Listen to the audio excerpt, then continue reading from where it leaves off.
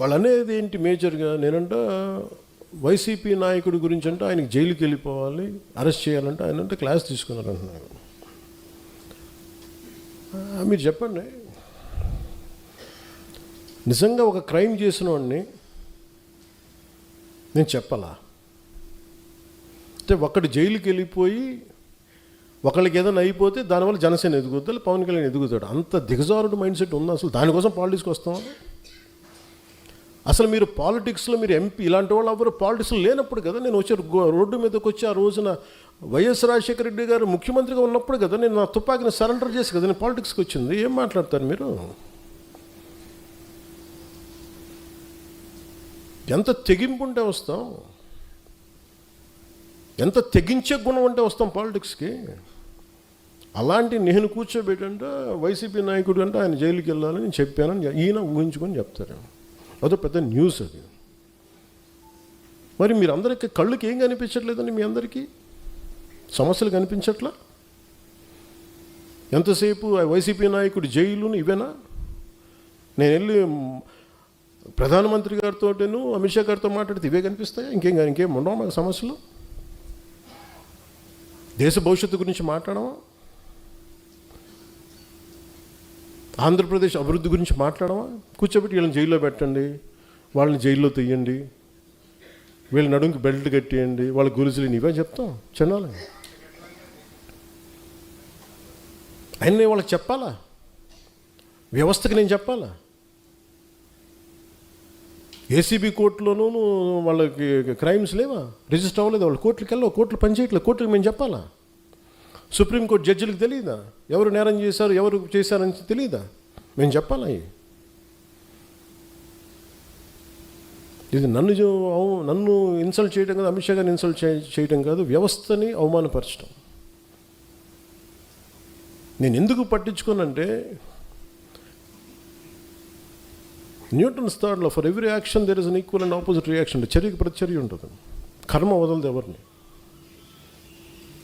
కర్మ ఎవరిని వదలదు. ఎవరు చేసిన పనులు వాళ్ళు తగులుతాయి అంతే. అది మంచి కావచ్చు, చెడు కావచ్చు. సాధ్యమైనంత మంచి చేయడానికి ప్రయత్నం చేస్తాం.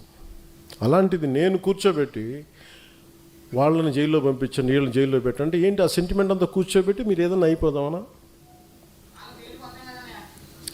దానికి నన్ను వాడుకోకండి దయచేసి. పవన్ కళ్యాణ్ అనే వ్యక్తిని మీ పెరుగుదల కోసం, మీ ఎదుగుదల కోసం పంచింగ్ బ్యాగ్ లాగా వాడుకుంది చాలు, ఇంకా ఆపేసేయండి. ఈ రోజున నాయకులకి, ఆడపడుచులకి, మహిళా నాయకులకి, అందరికీ చెప్తున్న నాయకులకు కూడా, కార్యకర్తలకి, జన సైనికులకి నా సహనం ఇంక ఇప్పుడు దాకా చూపించాను. ఒక పుష్కరం తర్వాత నేను నా సహనం భరించాను, నేను అందరినీ భరించాను. ఇక భరించడాలలో కాన్సిక్వెన్సెసే ఉంటాయి ఎవరికైనా సరే. నాకు ఆ భయాలు లేవు. నాకు అసలు ఓడిపోవడాలు, గెలుపుల మీద నాకు ఏమీ లేదు. నేను ఎప్పుడు ముందుకే వెళ్తాను. అంతేగాని కూర్చోబెట్టి వీళ్ళనంటే ఈ మాట అంటే ఓట్లు పోతాయండి, వాళ్ళనంటే ఇది పోతుందండి, ఆ భయాలు చేసేసే దేశాన్ని ఇక్కడ దాకా పట్టుకొచ్చారు అందరూ. ఒక సమస్యని సమగ్రంగా అర్థం చేసుకొని మాట్లాడటం, దానికి కుదిరితే ఒక పరిష్కార మార్గం వెతకటం, చేసిన ఒక నిర్ణయానికి ధైర్యంగా నిలబడి కట్టుబడి ఉండటం నాకు తెలిసింది. అది ఎక్కడి దాకా తీసుకెళ్తే అక్కడి దాకా తీసుకెళ్ళాను. అంతేగాని కూర్చోబెట్టి భయపడిపోయి సర్దటాలు ఇంక నేను చేయను. 12 సంవత్సరాల తర్వాత ప్రతి ఒక్కరు we have to earn our position in a party. అలాగే జనసేన మీద ఉట్టిన కూర్చొని దారిని పోయి ప్రతి ఒక్కడు రాళ్ళేద్దామంటే, నేను మీకు ఈరోజు నీ సభాముఖంగా, రాజమండ్రి సభాముఖంగా మీకు మాట చెప్తున్నాను, తెలియజేస్తున్నాను కదా, దానికి తగ్గ కాన్సిక్వెన్సెస్ అయితే ఉంటాయి. ఎందుకంటే దీన్ని మీరు తర్వాత నన్ను తిట్టుకోండి, తిమ్ముకోండి, కానీ నాకు కోపాలు ఉంటాయి కదా, నాకు బాధలు ఉంటాయి కదా, నేను మనిషినే కదా. అంటే మీరు ఇష్టానికి వెళ్ళిపోయి ఒక కొట్టేసి వెళ్ళిపోతే మేము నవ్వుకుంటూ వెళ్ళిపోతే భరిస్తూ ఉంటామా? అంటే ఇన్షర్ట్ వేసుకొని లేదంటే తెల్ల జుబ్బా తెల్లాలు చేసుకుంటే మా గుండెల్లో ఏడుపులు ఉండవా? మా గుండెల్లో కన్నీళ్ళు ఉండవా? మా గుండెల్లో మా కడుపు మంట ఉండదా? మీకైనా కష్టాలు, కన్నీళ్ళు? మీరు ఎవరినైతే అనేసి వెళ్ళిపోవచ్చు, మేమేమో ఎవరిని అనకూడదా? కౌంటర్స్ కూడా ఇవ్వకూడదా? భరించాలా? దేనికి? మేము రాజకీయాల్లో ఉన్నామన్నా? అంతకుముందు మేము యాక్టింగ్లో ఉన్నామన్నా? అంటే పేరు ప్రఖ్యాతులు మేము చేసుకున్న తప్పు, మేము వచ్చింది మాకైనా శిక్ష అది. రోడ్డును పోయి ప్రతి ఒక్కడు ఇట్లా అంటా ఉంటే మేము ఎందుకు కూర్చుంటాం, ఎందుకు భరిస్తాం? మేము భరించినంతకాలం భరించాం. చాలా కాలం చెప్పాను, చాలా సంవత్సరాల క్రితం చెప్పాను, భరిస్తాం, సహిస్తాం, అవసరమైతే తాట తీస్తాం అని. ఇది నేను సరదాగా చెప్పలా, అదేదో సినిమా డైలాగులుగా చెప్పాలి. నాకు ఉన్న చిరాకు, విసుగు. ఎందుకంటే చాలా సగటు మనిషి కోపం నాది. భరించి భరించి భరించి ఎంతకాలం భరిస్తాం? దేనికైనా హద్దు పొద్దు ఉండదు ఎవరికైనా. కొన్ని టీవీ ఛానల్స్ ఉంటాయి, వాళ్ళు బెదిరిస్తూ ఉంటారు. ఇప్పుడు మొన్నేదో సివిల్ సప్లైస్ గురించి ఏదో న్యూస్ వస్తుంటే విచిత్రమైన, ఇందాక చెప్పాను కదా, బయట డోర్ తెరవడు, మనకి లోపల డోర్ తెరుస్తాడని. ఒక జనసేన నాయకుడు ఇంకో జనసేన నాయకుడు ఆ టీవీకి లీడ్ ఇచ్చాడు. నాకు అది కూడా తెలుస్తూ ఉంటుంది. ఏం మాట్లాడతాం?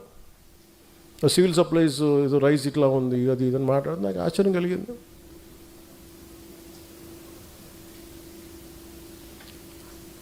ఎప్పుడైనా సరే ఎదుట శత్రువుతో యుద్ధం చేద్దామని మనం వెళ్తుంటే పక్కన వాళ్ళు పొడి చేస్తూ ఉంటే ఎక్కడ ముందుకు వెళ్తాం? ఒక అడుగు తీసి 10 అడుగులు వేద్దామంటే 2 అడుగులు వెనక్కి లాగేస్తుంటారు మన వాళ్ళే. సో అందుకని ఇంక నేను ఇప్పటిదాకా నేను పార్టీ పగ్గాలు పూర్తిగా ఎందుకు తీసుకోలేదంటే, నాకు అనుభవాలతో రాటు తేలిన సమూహం వచ్చేవారు నేను వెయిట్ చేద్దాం. పుష్కర కాలం వెయిట్ చేశాను. పుష్కర కాలం తర్వాత మీ అందరికీ అనుభవాలు వచ్చినాయి. ఒక ఐడియాలజీ నమ్మితే దాన్ని ఎక్కడి దాకా పట్టుకురాగలం మీకు చేసి చూపించారు. ఇప్పటి నుంచి పార్టీకి సంబంధించిన కార్యాచరణ చాలా బలంగా ఉంటుంది. చాలా చాలా చాలా బలంగా ఉంటుంది. ఎందుకంటే నేను ఇంకా నాయకులు తప్పులు కానీ ఎవరైనా సరే నేను ఉపేక్షించాను. నేను పబ్లిక్గా చెప్పేస్తాను. ఎందుకంటే మీరు పబ్లిక్గా మీ ఇష్టాలకి మీరు మాట్లాడేస్తున్నప్పుడు నేను మిమ్మల్ని కూడా నుంచోబెట్టేస్తాను, కార్యకర్తల ముందు నుంచోబెట్టేస్తాను. ఒక కార్యకర్త తప్పు చేస్తే మిగతా కార్యకర్తలు కూడా దాన్ని కరెక్ట్ చేసుకోవాల్సిందే. మనందరం కలిసి ఒక తాటిపైన నడుద్దామంటే అందరికీ బాధ్యత లేకపోతే, మటుకు ఏకాభిప్రాయం లేకపోతే మీరు ఉండొద్దు దీంట్లో. సంతోషంగా వెళ్ళిపోయి నాకు ఇబ్బంది లేదు. ఒక సైనిక పఠాలంలాగా ముందుకెళ్ళాలంటే అందరూ ఫార్వర్డ్ మార్చి వెళ్తుంటే మీరు బ్యాక్వర్డ్ మార్చి, మీరు సైడ్ వేస్ మార్చి, లేదని బాయ్నెట్ తీసుకొని పక్కన డొక్కలో పొడుస్తూ ఉంటే మటుకు ఊరుకోం. ఎందుకంటే నేను చాలా చాలా నలిగి భరించి విసిగిపోయి ఉన్నాను. ఇక్కడ ఇట్స్ ఎనఫ్ అనిపించింది నాకు. మీరే అవాయిడ్ చేసి నా దాకా తీసుకురాకండి. నేను ఎందుకంటే మన 12 ఎందుకు చెప్తున్నానంటే, మీ అందరికీ కూడా పక్క రాష్ట్రంలో ఒకరు విజయం సాధించగానే మొత్తం ఎంత కొట్టుకుపోయారు అందరూ. ఇలా చేస్తుండొచ్చు కదా, అలా చేస్తుండొచ్చు కదా అంటే, పోనీ ఇప్పుడు ఇస్తారా సపోర్ట్ నాకు? పోనీ నా పార్టీలు అందరూ మాట్లాడే వాళ్ళందరూ ఒకప్పుడు నా చుట్టూ తిరిగిన వాళ్ళే కదా, నాతో పాటు ఉన్నవాళ్ళే కదా. మరి ఎందుకు వెళ్ళిపోయారు? మీకే ఓపిక లేదు. ఒక పదవి రాలేదు, అసలు పదవి రాదు వస్తుందో ఒక అనుమానంతో గవర్నమెంట్ రాదని చెప్పి వెళ్ళిపోయారు అందరూ. ఈ అలయన్స్ పనిచేయదని చెప్పేసి మీకు విశ్లేషణ నుంచి వెళ్ళిపోయారు అందరూ. అంటే ఎంతసేపు కులాలను వేరు చేసి కొట్టుకొని చావండి అనే మనుషులు తప్ప, అరే కులాలను కలుద్దాం అంటే, వ్యాపారాలు చేసి కూడా కులాలు రావే, బిజినెస్లు చేసి కూడా కులాలు రావు. అందరికి అమ్మాలి వ్యాపారం.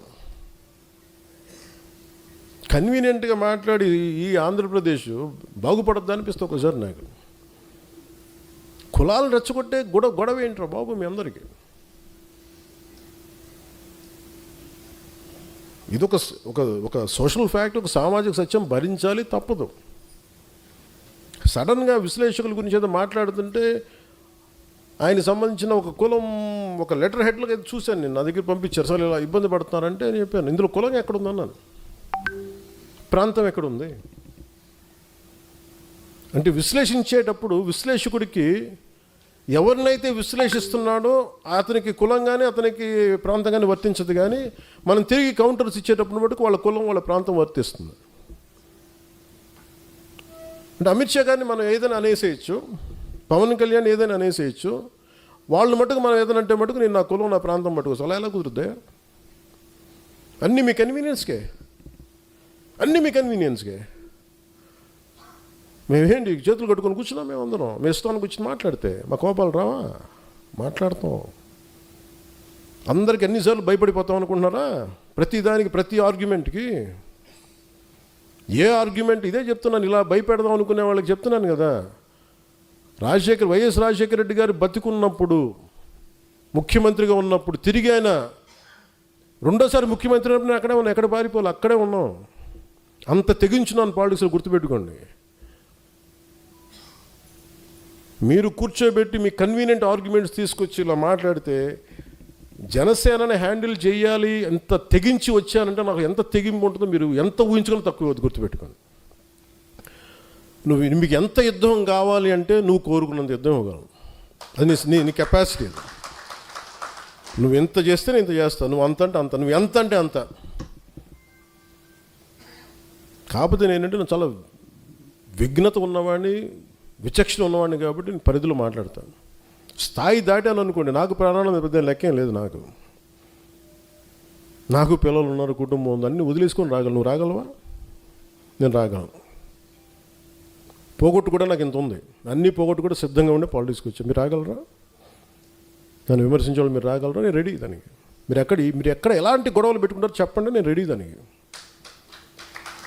మీ క్వశ్చన్ చాయిస్ మీకే ఇస్తున్నాను, అంతేగాని నన్ను రెచ్చగొట్టేయకండి అందరినీ. ఇదే రాజమండ్రిలో నా కన్వీనియంట్ ఆర్గ్యుమెంట్ కదా.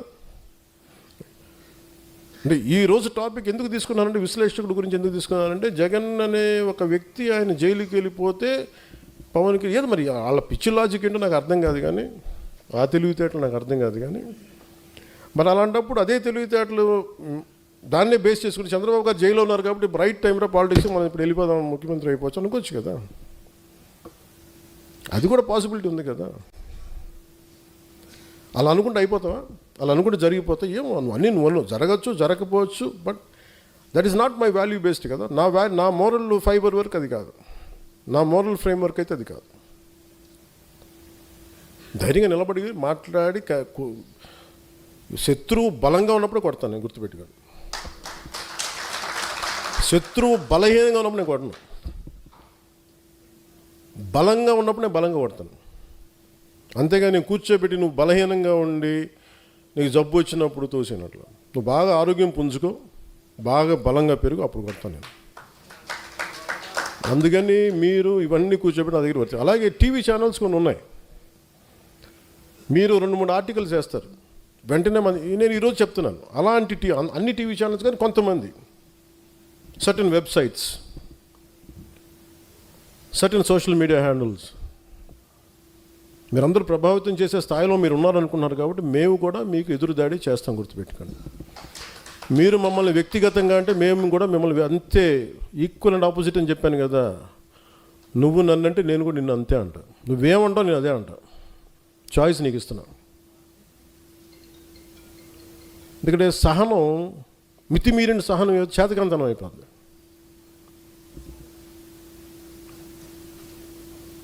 ఒక మహర్షి ఒక ఆయన కూర్చోబెట్టి ఊరంతా వెళ్తుంటే ఒక యోగి ఆత్మకథలు కథ ఉంటుంది. ఆయన వెళ్తూ ఉంటే మొత్తం ఊరు వాళ్ళందరూ చెప్పారంట వచ్చి, ఈ ఊరిలో ఒక పాము ఉంది, నాగు పాము ఉంది, అందరినీ కాటేస్తుంది, ఇబ్బంది పెట్టేస్తుందంటే మీ దివ్యశక్తులు దాన్ని చేయండి అంటే, నాగు పాము ఆయన కని దగ్గరికి వెళ్ళాడంట. నువ్వు అలా కాటేయకు, అది ఇది చేయకంటే సరే అని చెప్పి ఆయన ఒప్పుకుంటే, కొన్ని రోజుల తర్వాత మళ్ళీ అదే ఊరుకుండా వెళ్తే మళ్ళీ ఈసారి నాగు పాము కనిపిస్తుందంట, చిన్న దెబ్బలతో కనిపిస్తుందంట. ఏంటంటే నువ్వే చెప్పావు కదా కాటేయొద్దని, కాటేపు అందరూ నన్ను కొడుతున్నారు అందను. ఆయన అన్నదేనంటే కాటేద్దానని బుసగొట్ట పని చెప్పలేదు కదా. అంటే కనీసం అంటే మనం వదిలేస్తే ఇంత చావు కొట్టేస్తారు. ఉదాహరణకు ఒక టీవీ ఛానల్ హెడ్ ఉంటాడు, ఆయన చాలా కన్వీనియంట్గా మనం కూర్చోబెట్టి వాళ్ళు నన్ను అన్ని ఫంక్షన్స్కి పిలుస్తారు. వాళ్ళ ఫంక్షన్కి కొన్ని సంవత్సరాలు రెగ్యులర్గా వెళ్ళాను, వాళ్ళ ఫంక్షన్కి వెళ్ళలేదు అనుకోండి, వెంటనే నా మీద నెగిటివ్ ఆర్టికల్ రాసేస్తారు, జనసేన పార్టీ మీద ఒకటి రాసేస్తారు. మళ్ళీ వెళ్ళాను అనుకోండి, ఆయన కదా, మళ్ళీ వెళ్ళాను అనుకోండి, మళ్ళీ కొన్ని రోజులు న్యూట్రల్గా ఉంటారు, మళ్ళీ రాస్తారు. నాకు విసుగ్గా ఉంటాయి అన్నీ. అంటే నేనేమో మీ సంవత్సరం జరిగే ఒక ఈవెంట్కి వస్తేనేమో పర్లేదు, కొంతకాలం వెసులుబాటు ఉంటుంది, మన గురించి ఏం చెడ్డగా రాయకుండా. ఇప్పుడు వాళ్ళ గురించి నాకు ఎందుకు ఎన్ని విషయాలు తెలుసుంటాయి నాకు. నేను కూడా ఇక్కడ దాదాపు పెరిగి కనీసం ఒక రీజనబుల్ వయసుకి వచ్చిన తర్వాత ఒక 3.5 దశాబ్దాలు నాకు అందరూ తెలుసు కదా, అందరి జీవితాలు తెలుసు కదా, వ్యక్తిగత జీవితాలు ఎందుకు మాట్లాడినాయని ఊహించని వాళ్ళ జీవితంలో వాళ్ళు కూడా ఇవన్నీ అతనికి ఎలా తెలుస్తాయి నాకు తెలుస్తాయి అంతే. కానీ అది నా సంస్థ నా సంస్కారం ఏంటంటే మాట్లాడనివ్వదు అంతే. అందుకని దయచేసి జనసేన నాయకులకు కానీ ఇంకా మీరు మెత్తగా ఉండకండి. నేను మౌనంగా ఉన్నానంటే మెత్తగా ఉన్నాను కాదు, గట్టి పడుతున్నాను అర్థం. ఒకసారి నేను కామ్గా ఉన్నానంటే నేను సహనంగా ఒక సరైన సమయం కోసం చూస్తానని అర్థం, అంతేగాని బలహీనత కాదు నాకు అది. 2 సంవత్సరాలు కూర్చోబెట్టి ఏం మాట్లాడట్లేదు, మమ్మల్ని గుర్తించట్లేదు, అలయన్స్లో కొన్నిసార్లు ఇబ్బందులు ఉన్నాయి, నువ్వు పట్టించుకోవట్లేదు ప్రతిసారి చెప్తా ఉంటే నేను బాధ్యతలు అప్పగిస్తే ఎవరన్నా నేను ఒక వ్యక్తిని పెడితే మనోహర్ గారిని పెట్టాను చాలాసార్లు. మనోహర్ గారి మీద 100 మంది కంప్లైంట్లు, హరిప్రసాద్ గారిని పెడితేనేమో ఆయన మీద ఒక కంప్లైంట్లు. ఆయన ఒక పెద్ద ప్రముఖ దినపత్రికలో పనిచేసి రిటైర్డ్ అయిన వ్యక్తి ఆయనకి నాకు ఆయన అవసరం ఉంది కానీ ఆయనకి నా అవసరం లేదు. వాళ్ళందరూ ఇష్టపడి వచ్చారు నాకైతే చేయడానికి. ఇలాంటి వాళ్ళందరినీ కూర్చోబెట్టి మన వాళ్ళే ఇట్లా మాట్లాడుతూ ఉంటే నేనేమనుకున్నానంటే దీనికి ఫర్ ఎగ్జాంపుల్ ఒక పార్టీ నడపాలి అంటే ఒక మిలిటరీ యూనిట్ నడిపినట్టు డిసిప్లిన్ కావాలి. అలాగే మనం డిసిప్లిన్ ఉంటే తప్ప అలయన్స్లో మనకు బలం రాదు, గుర్తుపెట్టుకోండి. అలయన్స్ కూడా దేనికైనా ఉంటుంది, నేను చెప్పాను కదా, దీనికి సమయం ఉంటుంది. ఈ లోపల మీరు కూడా బలపడాలి. బలపడటం అంటే కూర్చోబెట్టి పదవులని కాదు, ఏకభావంతో ఏకాభిప్రాయంతో ఉండటం. అవన్నీ లేకుండా పదవులు రాగానే అదే అందరూ చప్పబడిపోయారండి అనిపించింది. ఇన్ని వేల పదవులు ఇస్తే ఉత్తేజం పొంది బలంగా ఉంటారంటే ఎవరు మాట్లాడటం మానేశారు. నేను ఎప్పుడు చెప్పి నేను ఎంత పేరున్నాగా నాకు ఎప్పుడు ఆకలి, నా పౌరుషం పోలే, నా కొట్లాడే గుణం పోలేదు నాకు, ఇంకా పెరిగిందే. కానీ అలాంటిది పదవులు ఇవ్వగానే అందరూ కామ్ అయిపోయి హుందాగా పెద్ద మనుషులు అయిపోయారు. దానికైతే జనసేనకి మీరు ఉండాల్సిన అవసరం లేదు. అంటే నాకు ఏం గుర్తొస్తుంటే ఒక ఆడబిడ్డ తన చిన్న ఒక 4 ఏళ్ల బిడ్డని చంకనేసుకొని అర్ధరాత్రి పూట జనసేన జెండా పట్టుకుంటే అమ్మాయిని హోటల్ పై నుంచి చూస్తుంటే ఆడబిడ్డని ఆడతల్లిని వాళ్ళు కదా నా బలం అనిపించింది. వాళ్ళ కోసం కదా నేను బతకాలనిపించింది. అందుకనే ఇప్పుడు ఇందాక మన లోకల్ బాడీస్ గురించి మాట్లాడుతూ ఉన్నాను. ఒకసారి జనసేన లోకల్ బాడీస్ ఎలా పనిచేసినాయి, 1924 లోకల్ బాడీస్ ఎన్నికలు వచ్చి మీరు ఎలా కొట్లాడారు? గెలవడానికి కొట్లాడలా, పోరాటానికి కొట్లాడారు. మీరు ఆత్మగౌరవం కోసం కొట్లాడే. మేము నిలబడితే నువ్వెవడరా మమ్మల్ని ఆప్ చేయడానికి, మనల్ని ఎవడరా ఆపేది, నువ్వెవడరా మమ్మల్ని ఆపేది, ఇంతే. దీనికోసం జస్ట్ ఒక పంతంతో కొట్టారు. ఆ స్పృహ మీరు కోల్పోకండి. ఆ జనసేన మూల లక్షణం. కూర్చోండి.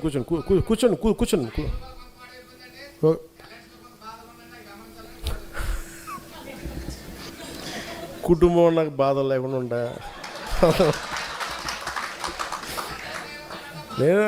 నేను నవ్వుతున్నాను కానీ నాకు బాధ లేదని కదా గుర్తుపెట్టి. కుటుంబం నడపాలి కదా, కుటుంబం నడపడం రాష్ట్రాన్ని నడపటం కదా, 5 కోట్ల మంది ప్రజలు నడపటం కదా, 5 కోట్ల మంది తాలూకు ఆకాంక్షల్ని ముందుకు తీసుకెళ్తాం కదా. గొడవ పెట్టుకోవడం ఎంతసేపు? నేను మీకు మంగళగిరిలో మా జనసేన వాళ్ళు ఏం చేయరు కదా, మా పిఠాపురంలో మీరు ఎందుకు చేస్తారని మీరు అంటారు. ఉంటాయండి, దాని మీద గొడవలు పెట్టేసుకుంటామంటే అది రైట్ కాదు కదా. మనం ఈరోజు నిలబడింది 5 కోట్ల మంది ప్రజలు కదా, మీరు ఏదో చేస్తారని కదా, మీరు అందరూ కలిపి ఏదో మాకు ఒక సరైన ఒక అభివృద్ధి ఇస్తారని కదా వాళ్ళు కదా నమ్మింది. నేను ఏదైనా అలయన్స్ కోసం నేను ఏదైనా కొన్నిసార్లు అటు ఇటు సర్దుకుంటానంటే మీరు గుర్తుపెట్టుకుని, it's not about one political party, Telugu Desam గురించి కాదు, 5 కోట్ల మంది ప్రజల కోసం కొన్నిసార్లు నేను భరిస్తాను. గుర్తుపెట్టుకుని కొన్నిసార్లు నాకు ఇబ్బంది నేను చెప్పాను కదా, నాకు ఇబ్బందిగా ఉంటే కొన్నిసార్లు అని నేను చెప్పాను. నేను ఇచ్చినప్పుడు మనసా వాచ కర్మ చేస్తాను. నేను ఇందాక మీకు చెప్పినప్పుడు రాజమండ్రి జైల్లో ఉన్నప్పుడు నేను కూడా ఆలోచించుండొచ్చు కదా, నేను కూడా చాలా తెలివిగా ఉండొచ్చు కదా, నేను అలా చేయను. ఇంకా నా మోరల్ ఫ్రేమ్ వరకు అది కాదు. నువ్వు చేయు కదా.